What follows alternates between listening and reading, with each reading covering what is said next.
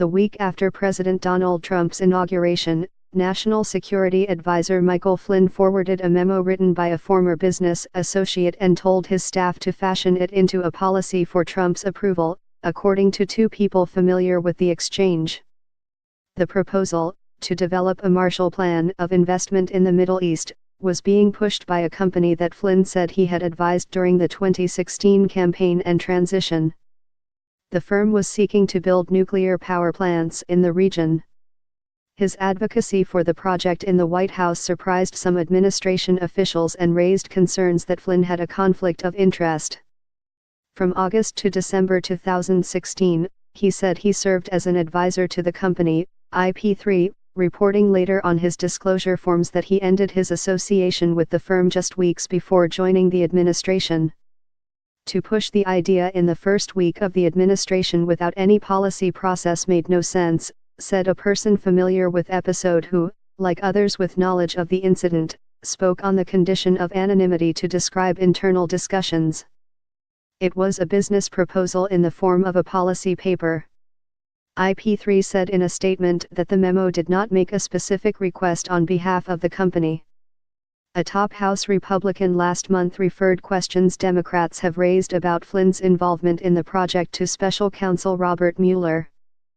Last week, Robert Kellner, an attorney for Flynn, shut down communications with Trump's legal team, a sign that Flynn may be willing to cooperate with the special counsel. In June 2015, retired Lieutenant General Michael Flynn took a little-noticed trip to Egypt and Israel, paid for by a U.S. company he was advising. The company hoped to build more than 24 nuclear plants in the region in partnership with Russian interests. Flynn's quiet involvement in that. In June 2015, retired Lieutenant General Michael Flynn took a little-noticed trip to Egypt and Israel, paid for by a U.S. company he was advising. The company hoped to build more than 24 nuclear plants in the region in partnership with Russian interests. Flynn's quiet involvement in that. Kellner declined to comment. A spokesman for Mueller declined to comment. A White House attorney, Ty Cobb, declined to comment. A White House official said the National Security Council staff handled Flynn's apparent conflict of interest appropriately. They did their best to tamp it down, the official said.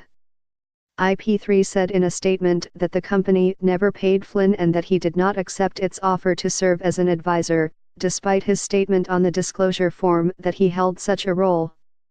However, Flynn advocated for a plan that would help the company after entering the White House, according to people familiar with the exchange. In late January, Robert Bud McFarlane, a co-founder of IP3 and a former advisor to President Ronald Reagan, laid out in an email to Flynn what he called a Marshall Plan for the Middle East, IP3 officials said in a statement. The memo, which the company declined to provide but was described to the Post by someone who had read it, included a focus on nuclear nonproliferation, one of the IP3's selling points for its plan.